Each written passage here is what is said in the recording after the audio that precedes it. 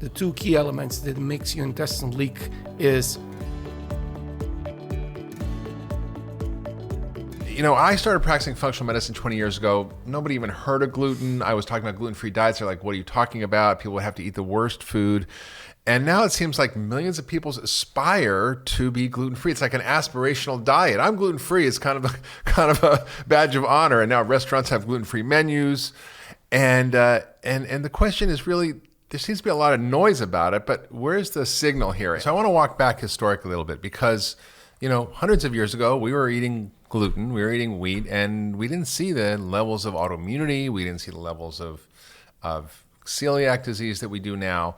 And you're here at the annual conference of functional medicine. You gave it a brilliant talk looking at how we kind of got here. What are the factors that changed that actually are driving this level of gluten reaction? And, you know, my wife now is in Sardinia. I wish I was there with her.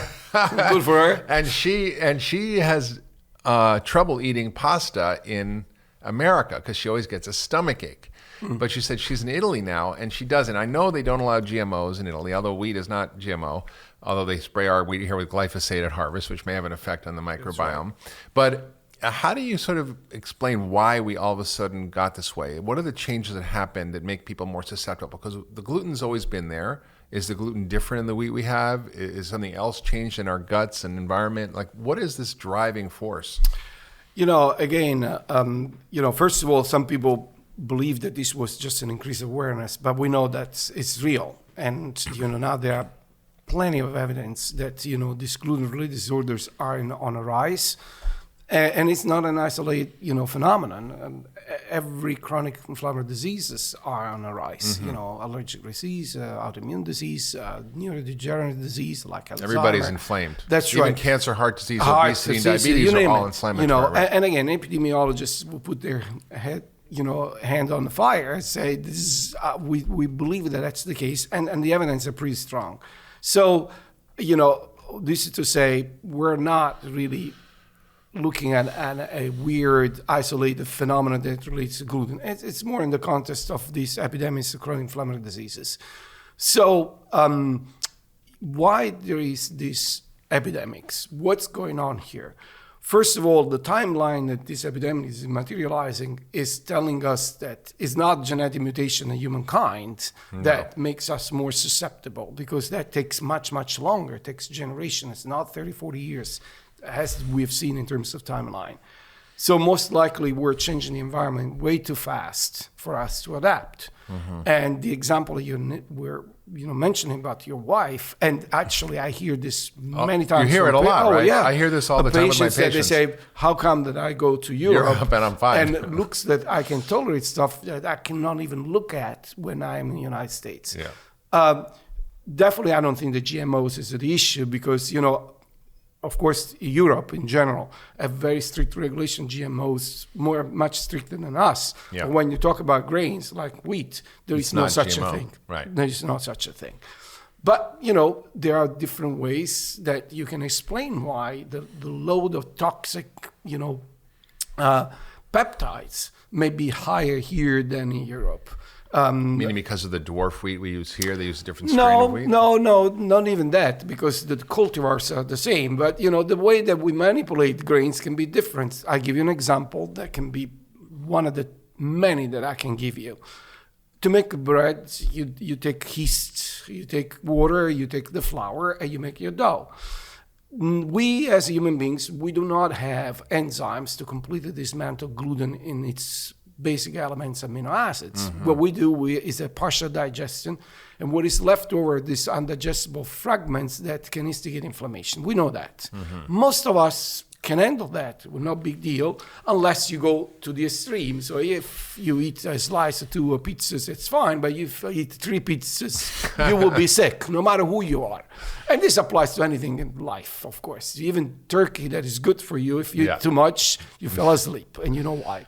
So this process of panification, so when you make the bread and dough, you use yeast. Yeast have those enzymes that can completely dismantle these toxic elements. Mm-hmm. In Europe, bread is still made the old-fashioned. This is an overnight process, so you have 10, 12 hours that these enzymes can dismantle the load of these, fragments. Not here. The process takes 2 hours because now it's accelerated artificially. Yeah. So you give only 2 hours to these enzymes to the bread decrease might be the more load. So risky. the grain is the same, the culture is the same. What about pasta? You don't same leaven story. pasta? No, but again, the way that you prepare pasta is there are processes that you have to go through. The desiccations, the drying of the pasta, and so on and so forth. And again, give less time if you speed up the process to make this right. That's one.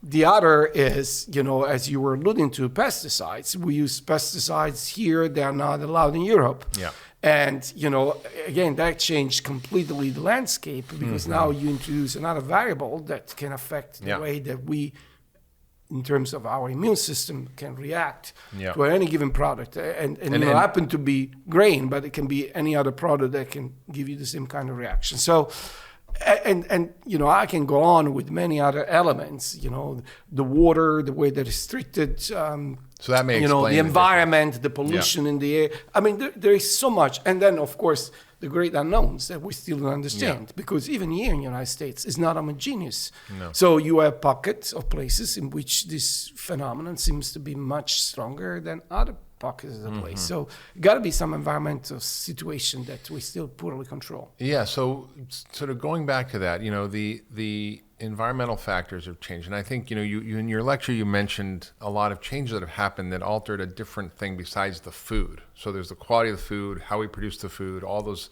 things in terms of traditional methods that may affect people's sensitivity. But you also talk about the changes in the gut microbiome. And you originally came into this through your study on cholera. That's right. And now you're sort of coming back to it, looking at, wait a minute, why are people so sensitive? It's not, oh, you're sensitive to gluten, let's get you off gluten. It's like, why is this happening? And how is our change in our environment, toxins, stress, diet, antibiotics, C-sections, how has that led to this increase in autoimmunity, increase in celiac disease, and allergic and inflammatory disorders?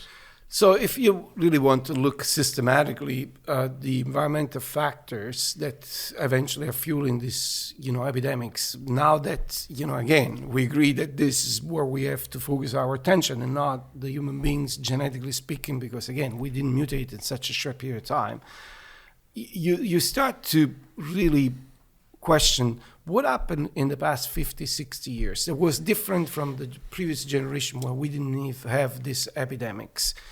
And of course, you alluded to some of the factors. So, our lifestyle, mostly we're living a rural lifestyle, 1 or 2 generations ago. So living, in vicinity of animals. Or exposed to a lot more microbes. That's right. A variety, but you name it, parasites, viruses, bacteria. But there was a full exchange. And then again, we make, this other convention that we are isolated, xylous in terms of environment. We are in a continuous cycle of life. So soil, animal, human, back to soil, and the waters. We conventionally analyze them separately, but we are a unified ecosystem. Yes. And again, if you believe that, and you look just at the human beings and make the statement, we didn't change that much. True, but what about our soil? What about our water? What about our animals? What about living in a crowded environment versus a sparse environment? How this changed the dynamic of what's going on. And again, now that we have tools that we didn't have before, we can understand this continuous ecosystem, what we exchange. So the most important thing that we exchange are microbes. Yeah. And microbes are integral part of what we are. Now we know that, again... We're only 1% human, right? Most of us... genetically speaking, that's definitely the case. And we are whatever we are because we co-evolve with microbes. Mm-hmm. It's not that it's not just waste, sterile, right? That's right, from Mars, and then all of a sudden we've been exposed to something never seen before. We look and act and are shaped the way that we are because we co-evolve with this ecosystem. Now, again, that's, when we ask ourselves what kind of changes we made, the stuff that's visible, so the air is polluted, now there is fog, or the water looks dirty, it's the low-hanging fruit, but probably not the driving force. It's this parallel universe that is instrumental for our health that changed dramatically. The microbiome. The microbiome. So in other words, this community that is supposed to come in orderly since we are in the wound and stay with us until we die, that has been completely revolutionized in its composition and function. That, I'm mesmerized how come that we are not making even more dramatic changes that we're seeing. So that means that there is some terms of adaptability. But I can't emphasize enough that changing lifestyle from rural to urban, introducing antibiotics, for treatment of infectious diseases, introducing new practice like the C-section. Yeah, which is almost 1/3 of all births now, right? Well, it depends because, I just was in Mexico for a meeting and I learned that in Mexico, C-section is 60% of the population. 60. 92% in Brazil. So it's staggering. 92%. Absolutely. And again, I will welcome with it's C-section. a birth option, check off ABC. Well, no, Mark, the reality of the story is, again, a lot of hundreds of thousands of women died because of childbirth. Exactly. So C-section has been a tremendously important advance in medicine when it's medically indicated.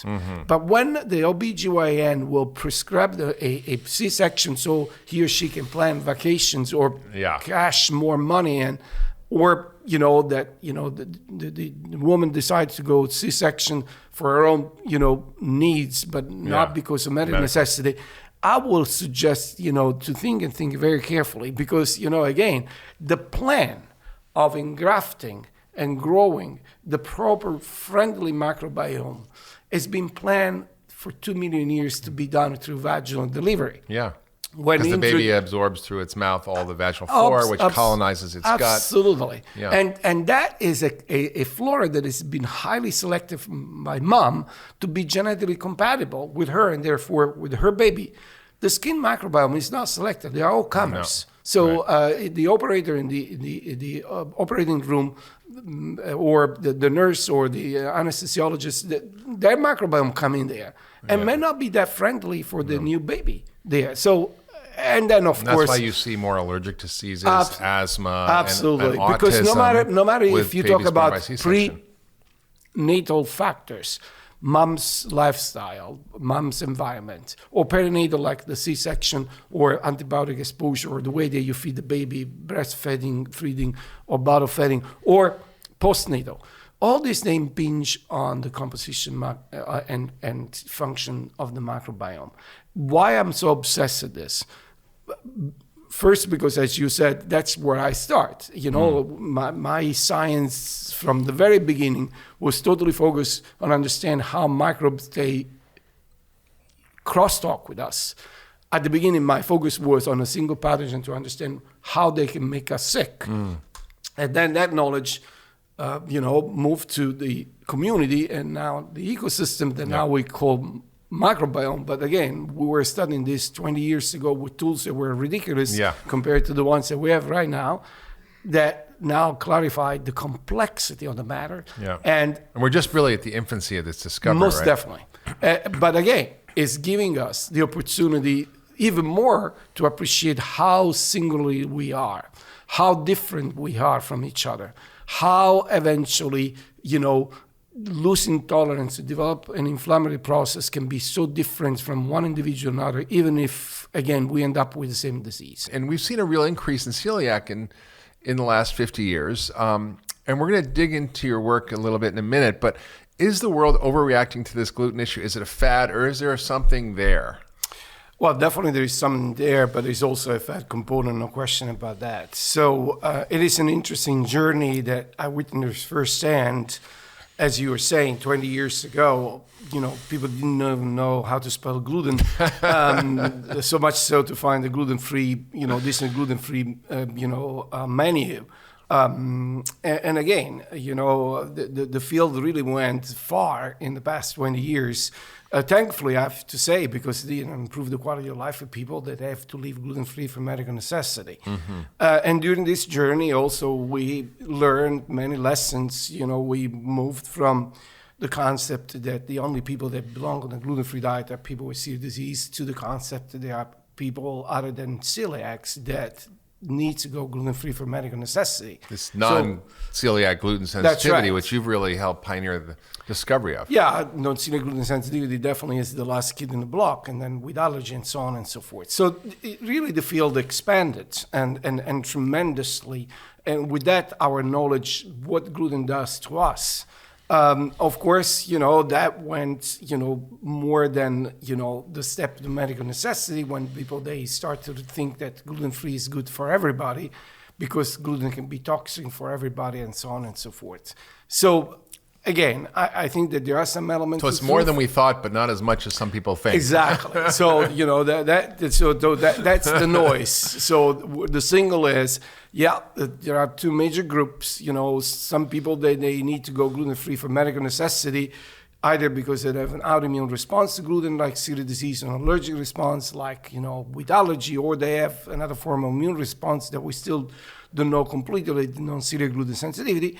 And then the other probably larger group of people that embrace a gluten-free diet for lifestyle, that have the freedom to do so, but definitely they don't have, the medical necessity like the first group. Well, I've been doing functional medicine for 20 years, and I would say one of the most powerful tools in my toolkit, my tricks in my trick bag, is putting people on a gluten-free diet if they have any chronic inflammatory disease, even neurologic or psychiatric issues. It's sort of an interesting thing. And sometimes they do have antibodies, sometimes they don't, but it's sort of always a 1, 2, 3 on my list for trying something to see if it makes a difference. And it's extraordinary how many people respond positively when they get off gluten.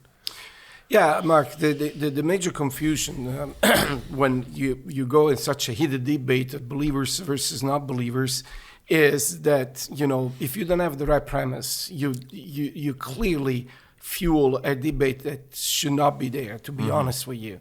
So, believers like you see the light at the end of the tunnel and realize that besides celiac disease, there are other chronic inflammatory conditions that can benefit to go on gluten-free diet. What is the caveat here? The caveat is the non-believers, they make the assumption that, that is a premise that has to be based on the paradigm of celiac disease, meaning that everybody going gluten-free should feel better because that's the culprit of the autoimmune process, celiac disease. What is the misunderstanding here, in my humble opinion, for both camps, I have to say, is that while the expectation is that 100% of people with celiac disease, they have to respond to the gluten-free diet because we know that this is a fact. There is the misunderstanding that the same apply to all the other chronic inflammatory diseases. My personal opinion, that can be wrong, I have maybe proved wrong as many times, is that, I am in the middle of this kind of, two extremes, in a sense that I really do believe that there are subgroups of individuals with other chronic inflammatory diseases, including autoimmune diseases, including chronic fatigue, you name it, IBS, that may have gluten as the culprit, but not all.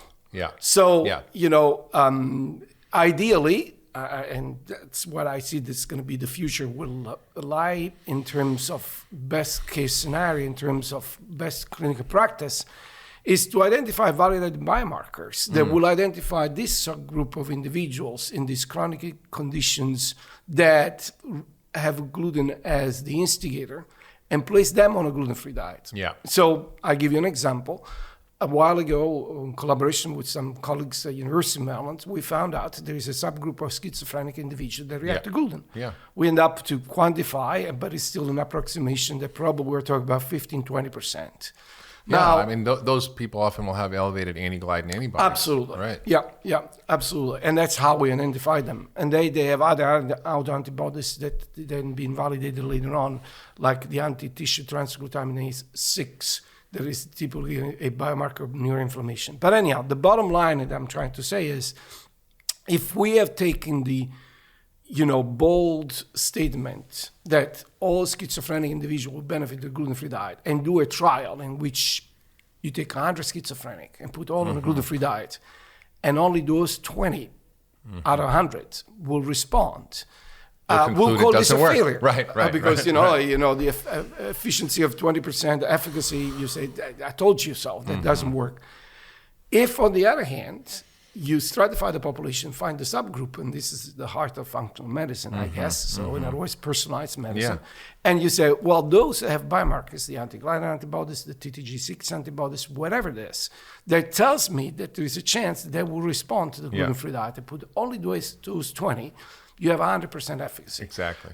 Now, I don't think that is a trivial thing, consider we're talking about a devastating disease that hopefully, very often, do not respond to canonical intervention, and you give the life back to people. And you may jeopardize, that possibility if, again, you don't approach this in the correct way. So this is a long way to say, I'm not in the camp of the people that are skeptical that say it has to be only celiac, otherwise gluten-free diet is not a business you should be interested in. But on the other hand, I have to give a word of caution to not vilify a treatment that can be extremely powerful and effective by placing everybody on a gluten-free diet and hope for the best. Yeah, I think that's really important. I want to just unpack that for a minute because there's a couple of pearls in there. One is that gluten can cause brain inflammation across a spectrum of different conditions, from schizophrenia, autism, also see a large portion, 20% almost, who have antibodies to gluten, depression, anxiety, ADD. I mean, all these have been linked to gluten in the right person. I know one of the things that you published in 2003 was a seminal article in New England Journal, which I found extremely helpful because it mapped out the fact that gluten and celiac disease can be linked to over 50 different diseases. So it can be linked to schizophrenia, but it doesn't mean that all schizophrenia is a gluten problem or that all colitis is a gluten problem. And I think that's the problem we get into medicine is we think these conditions are uniform, but they're not. There's no such thing as schizophrenia. There's schizophrenias. That's right. And I think this is an important concept that you kind of elucidating with this personalized approach to identifying who's sensitive. And the biomarker issue, I think, is important too, because we typically in medicine are trained that unless you have a positive biopsy of your small intestine that shows you have celiac, then it's not an issue. That's right. And I still see this going on. And then there's the antibody studies. And if it's very elevated, I think people will agree that that's a pretty good marker if it's TTG or anti-gliadin antibodies. But if they're slightly elevated, if what's normal, what's optimal, is there any normal? And, we've had this conversation before. We said, well, if you have any antibodies, it means you have a leaky gut. It means you've been exposed to gluten, and it means your immune system is pissed off. That's right. So how do you sort of navigate that world of this sort of gray zone?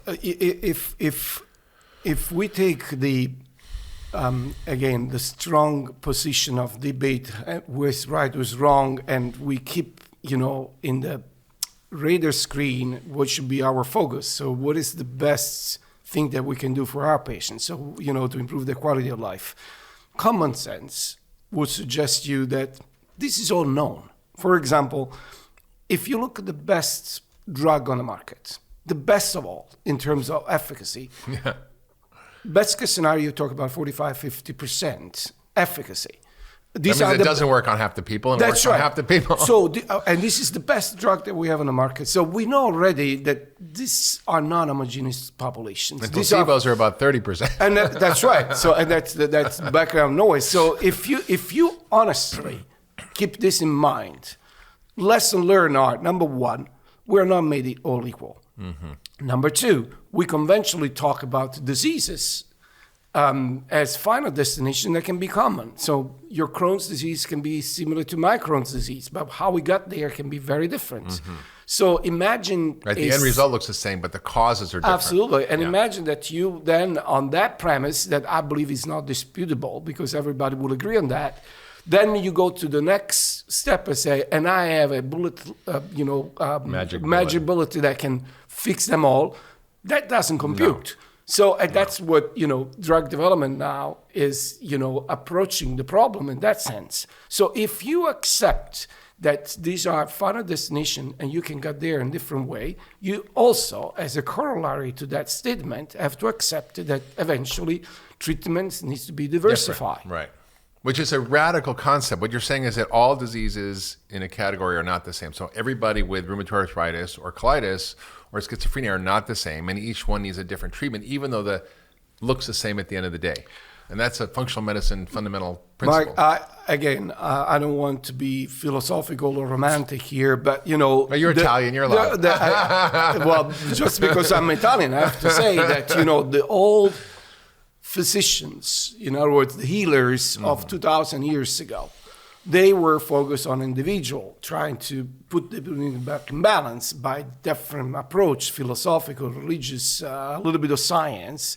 And then we start to really be programmatic and systematic, and then look at, conditions as diseases. So we shift the focus from the individual to the disease. And conventionally, we, went to that path to try to be evidence-based, to find the target, to find the solution, and so on and so forth. Recently, and not just functional medicine that probably saw this before than, evidence-based medicine, but even the classical trained physician like me start to really appreciate that we should shift back to the individual, because that's the way that eventually you can have the best efficacy possible. Well, that's what William Ulcer said, right? The father of exactly. We should treat the person who has the disease, not the disease that the person has. Absolutely. And if you got in that kind of premise, the debate is over. There is no discussion that, sure, we have to have conventional, approaches. We have to be systematic. We have to be evidence-based, but we also need to accept with humility and an humble approach that the magic bullet is not there.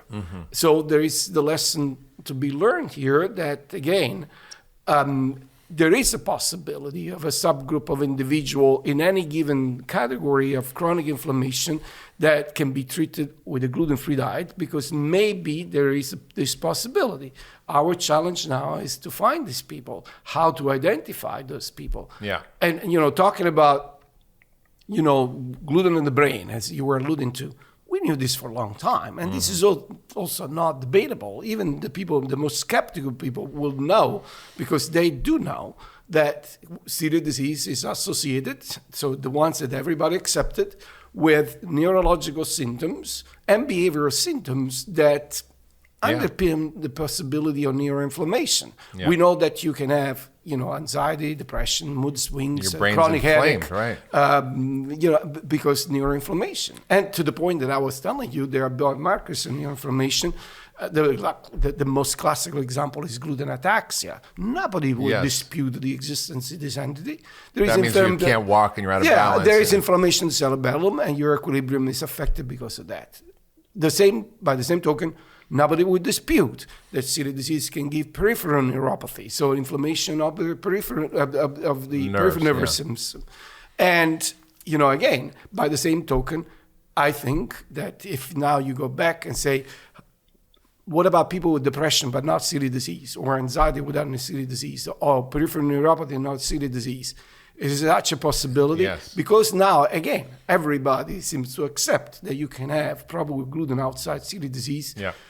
By transition, you need to accept the possibility that neuroinflammation, central, peripheric, can affect people other than individual with celiac disease. So I don't see, too much of a dichotomy here. No, but there's an interesting distinction here with the non-celiac gluten sensitivity. There's a mechanism you wrote about, which is our ancient immune system, called the innate immune system, that can react to gluten, and there's no antibody measurement to there. It just measures general inflammation. It's sort of a very primitive sense part of your immune system. And then there's the antibody part of your immune system, or the adaptive part, and that is where we get celiac antibodies. But the question is there a way to measure this non-celiac gluten sensitivity just looking at ranges of antibodies that aren't, quote, abnormal? Let's say your range is up to 20. What if it's 15 or 16 or 10? Is that a significant factor to look at? Mark, my honest answer is I don't know.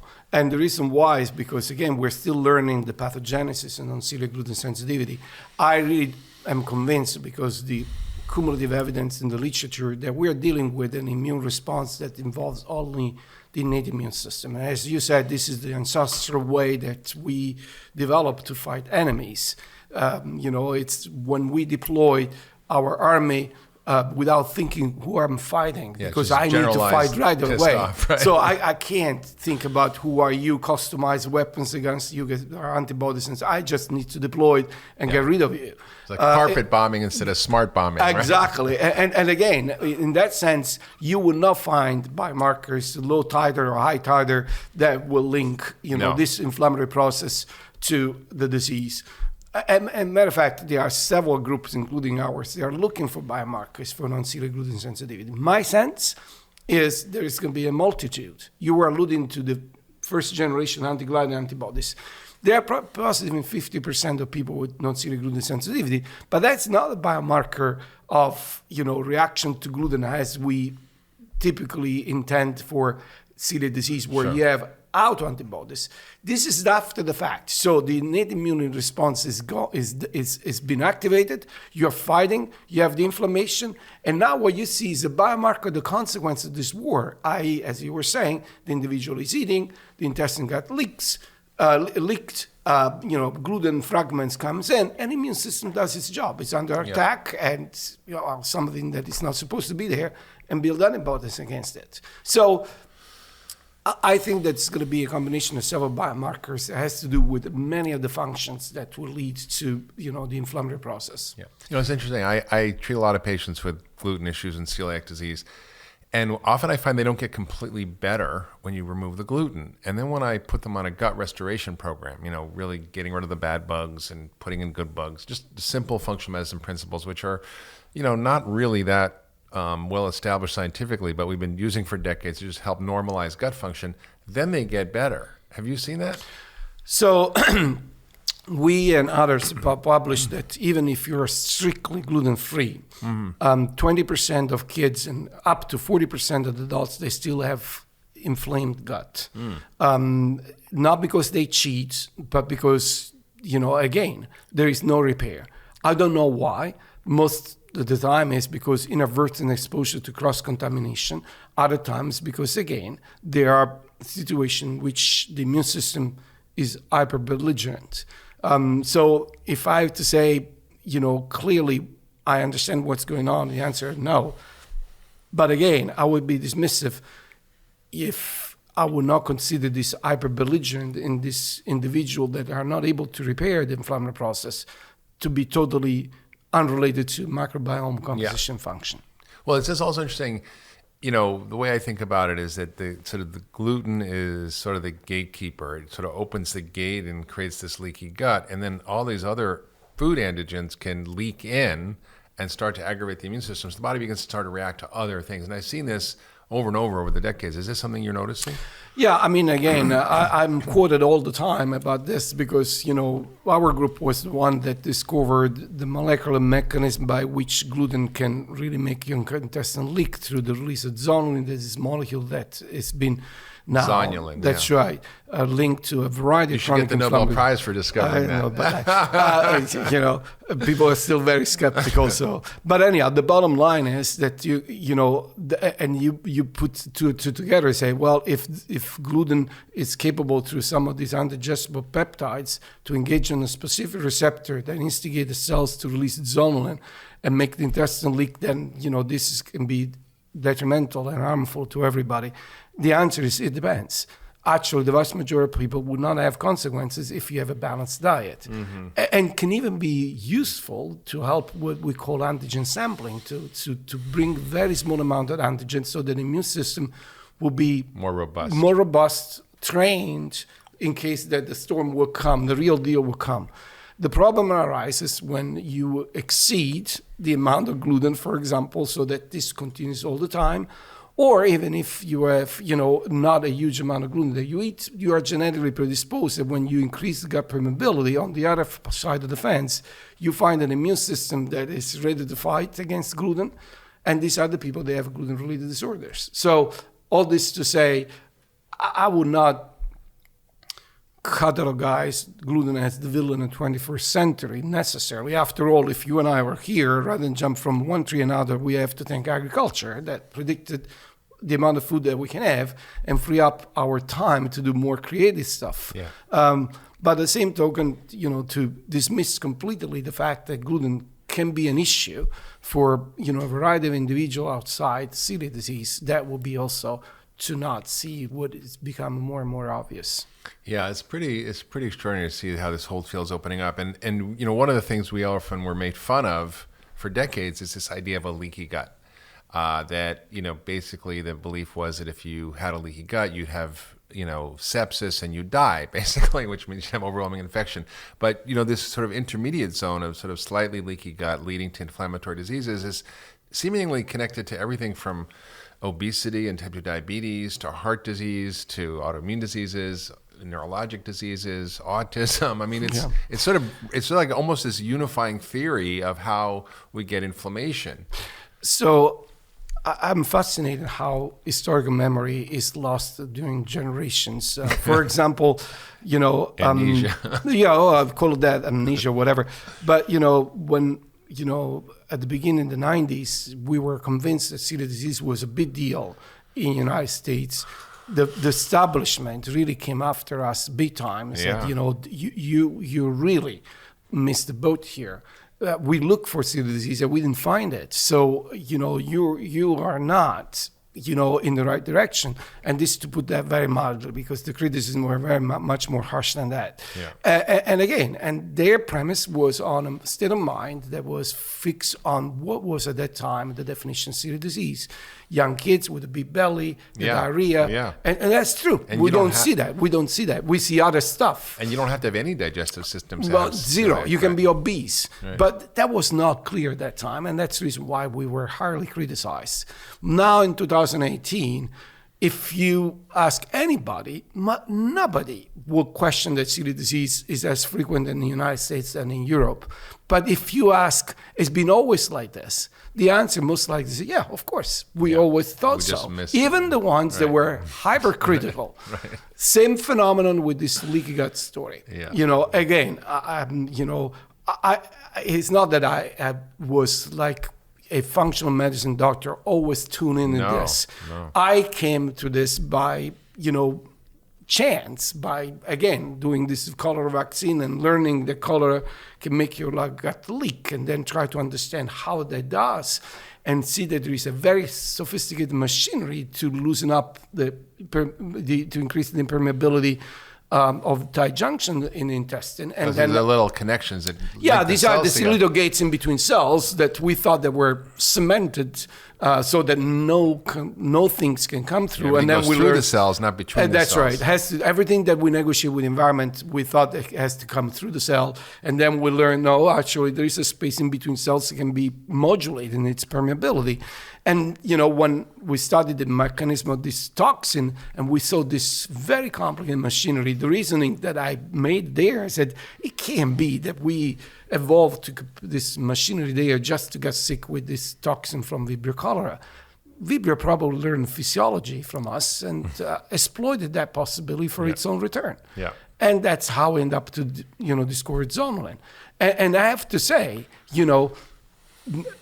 with the story of the leaky gut are now half away compared to the story of celiac disease is over. It goes to the discussion over. I say half away because even the establishment now of evidence-based medicine, the hypercritical to our work that has been coming right here, the jugular vein, when we discovered you're on the right track when you're again, Mark, I'm an individual that not only I'm open-minded, but I am the individual that, I admit that, science is a constellation of failures with very few successes. Mm-hmm. And you live for those. But I also admit that science is not a perfect, path. Most of the time you're wrong. And there is nothing worse as a scientist to not admit when you're wrong. Yeah. What you do is, attach their ideology. That's right. Because, what is true today, it will be garbage in 3 years. We know that. It's that dynamic. So as a good scientist, you formulate an hypothesis. You design an experiment to challenge the hypothesis. And you perform the experiments. And then you evaluate the outcome. The 9 out of 10 times is different to what you anticipated with your formulated hypothesis. This brings to two kinds of science. The incremental science.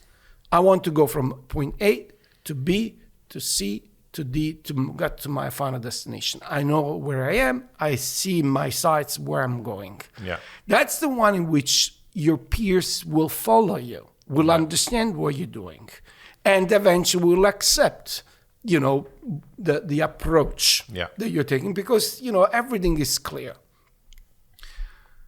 Sometimes you want to go from point A to point B, and you end up to point Z.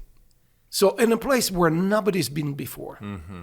Most of the time it's dead end. So it's something that leads to nothing.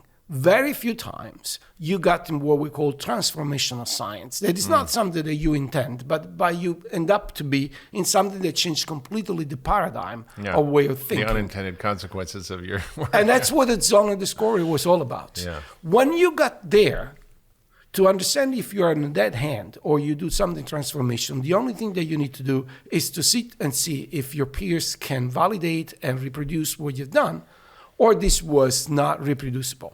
The Zonulin story now is highly reproduced. As a matter of fact, I don't, author the vast majority of what is the science in Zonulin nowadays. We contribute a minuscule component of the hundreds of papers that are out there. All this to say that not only the Zonulin story, but the story of the modulation of gut permeability with the identification of genes that can modulate tight junctions, the identification that, loss of barrier function is the core of many chronic inflammatory diseases. Yeah. People are coming around. It is so powerful, yet it's a sort of a discipline. Medicine is not really thought about how do we then address that? How do we fix a leaky gut? How do we normalize the function in there? What do we do to fix that problem? Well, we can't, because we don't know yet. What are the mechanisms that leads to that? Because this is a very complex machinery with very sophisticated functions. And I was mentioned during the lecture that the structure of these tight junctions is extremely redundant. And that means it's a function that's dear to us. Because where the redundancy means that, you have backups. You have a lot of backup systems to make sure in you don't case get a something leaky goes gut. wrong. Right. I can tell you with great level of confidence that the two key elements that makes your intestine leak is, one, gluten, as we said, because it releases zonulin through this mechanism, and an unbalanced microbiome, what we call dysbiosis. That can be either because the function and the composition is imbalanced, or because the microbiome is establishing in the place where it's not supposed to be. Small intestinal bacterial growth, SIBO, is one of the most powerful way to release zonulin and make the intestine And we leak. see this all the time. People have I call it the food baby. They get bloating after eating and distended, and that often means that there's bacteria in there producing gas. That's right. So I think that, it's going to take another few years for people to accept completely this idea of the importance of the intestinal barrier in a variety of chronic inflammatory diseases. So the hard, soul of immunologists, traditional immunologists, will never come around this. They will never come around to the idea that autoimmune diseases can be treated, as I believe that they can, because if you stop by fixing the gut, of course, which is how we do it in functional medicine, without even knowing what we're doing. These conditions, including autoimmune disease, are based on 5 pillars. The genetics, so who you are, your environment, including what you eat, an increased gut permeability, an immune system that becomes hyperbelligerent, and a microbiome that is not doing what it's supposed to, because epigenetically will make your genes to be either expressed or repressed, so that you switch from genetic predisposition to clinical actuality. And when I say chronic inflammation, I mean anything. Yeah. Cardiological issues, even arthritis, finding microbiome, anything, osteoarthritis, which I think is fascinating. Any of these 5 pillars are fair targets to try to ameliorate inflammation. Again, genetic editing, I don't think that's a possibility, because the complexity is way too much. If there are too many genes involved, I don't think that's going to happen.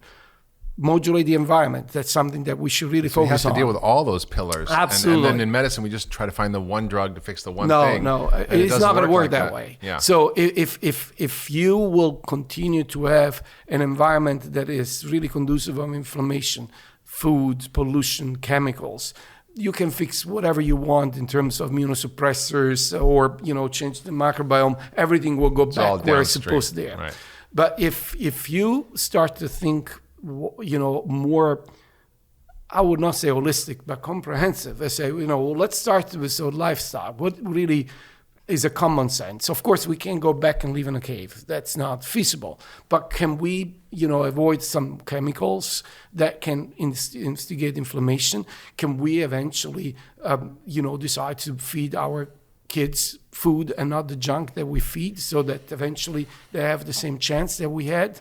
Can we promote local production of produce rather than massive production that, of course, come with a price? Yeah. That's, changing our agricultural system, our food processing and production system. It's all of that. And again, it's an uphill battle because you go against major interests, of course. Mm-hmm. But if you do that, then you can tackle, how can I fix a leaky gut? Mm-hmm. What is the problem? Is the dysbiosis? Can I then use prebiotics, postbiotics, probiotics, symbiotics, whatever it is, whatever it is. Yeah. And then, that got also to the point of dysbiosis, because again, these factors, happen, right? They all interacted. Well, you said something very powerful in your talk, which is that the single biggest thing we can do to change our microbiome is change the food we eat and the quality of the food we eat, and get off the processed food and eat more plant-rich foods and good quality foods, right? Yeah, if you think about these 5 pillars that I just told you, they highly interact. So if you affect foods, you affect the composition microbiome. If you put the microbiome back in balance where it's supposed to be based on our evolutionary plans, the immune system will defend us rather than be belligerent against us, and will unleash inflammation only when it's definitely needed. If you have a balanced microbiome, you also will have a gut permeability that will go back to the way it's supposed to be. And a good gut permeability will make the immune system to be less belligerent. So it's all interconnected. It's all connected. Here. So you said something to me about 1.5 years ago that has just resonated in my head, and I don't know if I got it right, which is that in your work, you discovered that anybody eating gluten has some change in their permeability, even if they have no symptoms. And to me, in my sort of simple-mindedness, that means that anybody eating gluten is going to generate some level of chronic inflammation. Did I get that right or wrong? No, I don't think so. Again, as I was telling you, actually, the vast majority of people that, will have, this increased permeability followed by, again, a very tightly controlled inflammation that is good for us. I mean, I'm a gastroenterologist, and if you a little bit of a poison is good because it helps you. Absolutely. But if you look at the gut of anybody, so I've been in this business a long time, I've never seen in a biopsy of a human being a gut with no inflammation. There is all inflammation there all the time. And what we define inflammation in the terms of a critical mass of immune cells, they are really there, ready to fight. So it's not colitis, it's just a low grade. No, absolutely. It's a low grade. It's like you've got your military in there ready in the front lines. It's like that you have athletes, they're training for the Olympics. Yeah. They don't train just the day before to the Olympics. They train for the 4 years before the Olympics, so that when it's the time, they're really in the best shape possible. So the gut is in the entire gut, and not just the colon, is in a chronic state of tightly controlled, healthy, low inflammation that is local, goes nowhere, but it creates that condition in which, you have a baseline situation that, is ready for the fight. Camp. That's right. It's a training camp. Exactly. The problem arises when this inflammation goes to the next level and spill out the gut and go somewhere else. That's where it's the problem. And that is when that tightly controlled gut permeability, because again, if you have a gate, this will be open and closed all the time. Gluten is one of the many reasons why we can open and close these gates. It's useful for us to do that. If it was not useful, Mother Nature would have put a wall and not a gate. So the fact that gluten increased permeability to everybody, it doesn't mean that everybody will be in trouble. There is a subgroup of individuals definitely got in trouble, and others that would not. That's the reason why I would not demonize gluten necessarily. But at the same token, I would not dismiss the possibility that outside celiac disease, as we've been saying for almost the entire podcast here, there is the possibility that there are people that don't have celiac disease and they got in trouble because of gluten that increased the, upregulates the Zonulin pathway, create a shortcut for other junk to come through, and create a syndicate. That's right. To create inflammation. So one of the things I read, I don't know if it's true, is that in the effort to increase food production, we hybridized and bred wheat to contain more starch and to be shorter and drought resistant and grow better and produce more carbohydrates, which is a dwarf wheat. And in the process, we combined the genes of different wheat strains, which led to more gliadin proteins in the dwarf wheat. And that those gliadin proteins seem to be more of the ones that trigger inflammation. Is that part of why we've seen this increase? I'm not an agronomer, so I speak secondhand for what I learned. Mainly, there was a meeting that the National Academy of Science actually convened in Washington, D.C. a couple of years ago, to which I was invited. So I had the opportunity to hear the agronomers. There's been such a change, no question about that. So Romans and Greeks, they used to eat, a very tall, very different wheat. The wheat we eat is not the wheat we ate. No, absolutely. But, was a tall plant. Only 5% of the top had seeds. 4% of the dry weight was gluten at that time. And then, later on during, the Renaissance, we increased the heel to make, more, producible, and a useful wheat by doubling the amount of, gluten in there. So from 4 to 8%. And then the last iteration was during the agricultural revolution that we had this dwarf wheat. So 1/3 of the plant now is seeds. So the efficiency is much higher. And now we're talking about 12% rather than 4% as we started 2,000 years ago. The epidemics that we have seen materialize after this event. So I don't think that is the cultivars that have been pretty much fueled by farmers to increase, yield. That's what it is fueling the, the epidemics. I really do believe that is more the way that we handle the products. And, what your wife is experiencing in Sardinia is testimonial that it's not that the genetics and the load of wheat, a load of gluten in wheat is the culprit. So it's not like they grow more ancient strains there? No. Well, of course, there's going to be less gluten in there, and ancient grains can be beneficial, for example, for people who don't see the gluten sensitivity. Like einkorn wheat. That's right. To decrease the load of gluten would not be beneficial for celiac because no matter if it's 4% or 12%, it's way too much. Yeah. Fascinating. So one of the things I think people who are listening wonder about is when do you introduce gluten? Because there are a lot of women who have children and we're fearful that if we introduce too early, it'll cause a problem. If we introduce too late, it might cause a problem. What's the Goldilocks rule here? And should we be avoiding wheat in kids completely? We ask this question, when, we're trying to understand what is fueling these epidemics. And a matter of fact, we did this by, first of all, doing what is called a retrospective Cochrane analysis. So looking at all the studies in the literature and try to find out, is there any hint there? And the hint where maybe, the breastfeeding practice they are decreasing is the culprit, or the C-section is the problem, or the introduction of gluten at a large amount too early in life. And that was the premise that seems to suggest these are the kind of direction that we have to look at.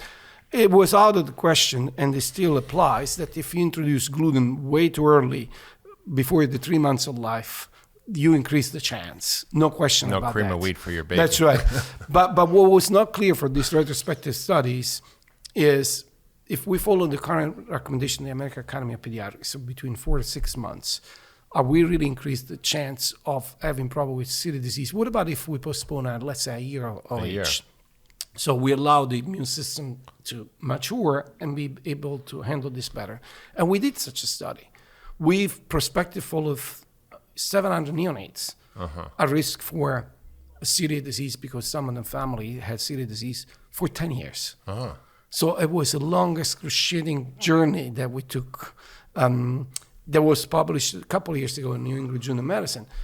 The lesson that we learned was, a very hard one, I have to say.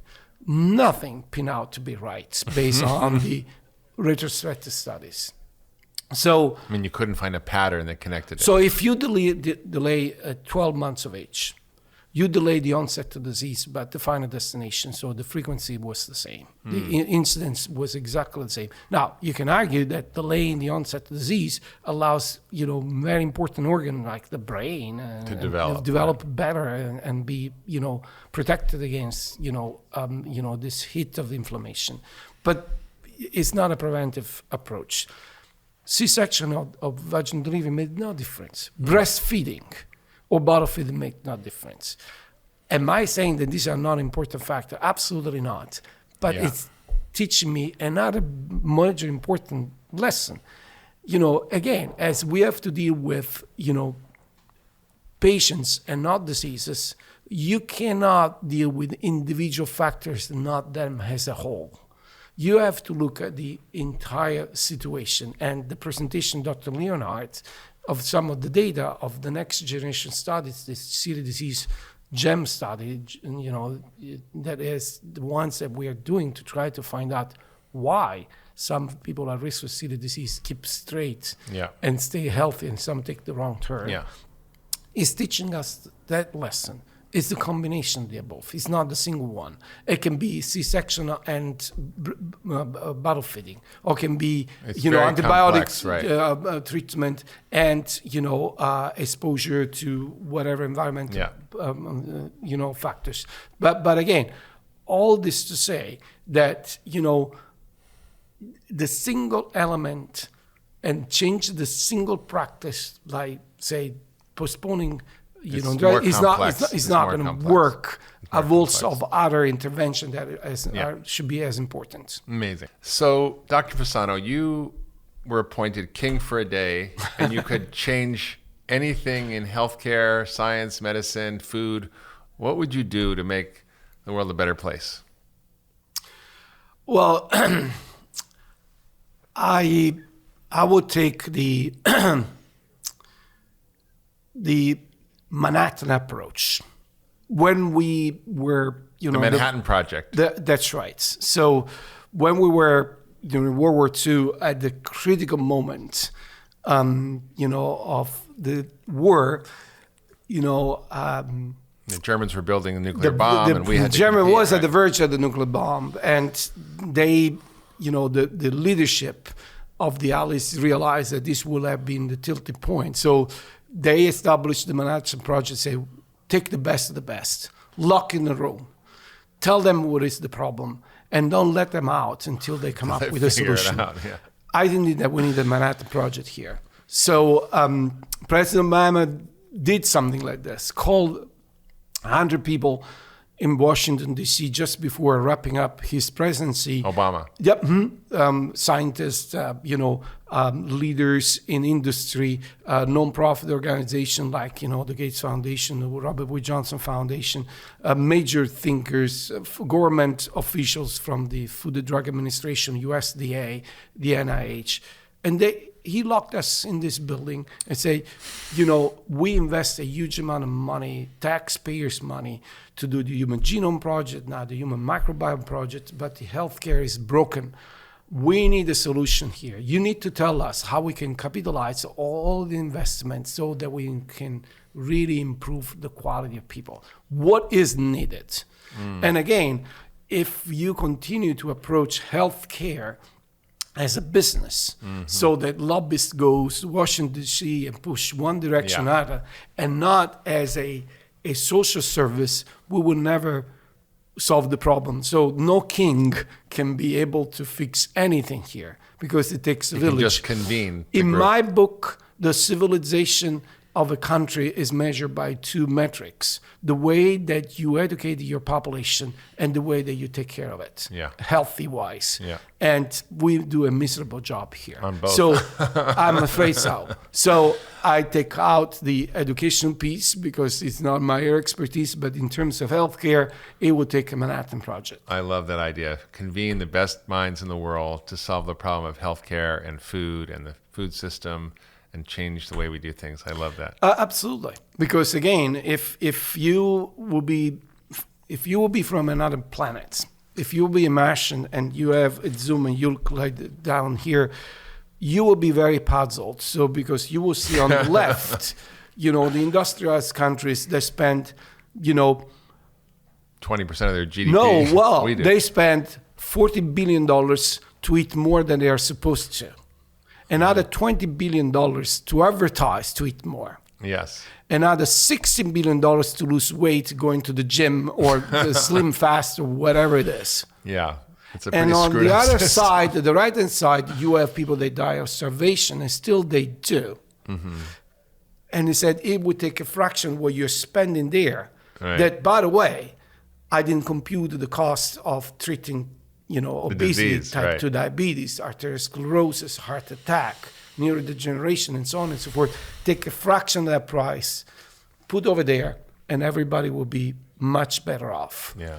A Manhattan Project should look at the global, aspect of the story. That's actually great. I mean, I'm trying to convene a commission to do just that, to look at our entire health and food system and how we got here and how we get out of it and bring all the key stakeholders together. Because without that, I don't know how we're going to work on this. And it's true, we got to get the money and the egos out of the system and figure out how to solve this for humanity. Well, that is a beautiful goal.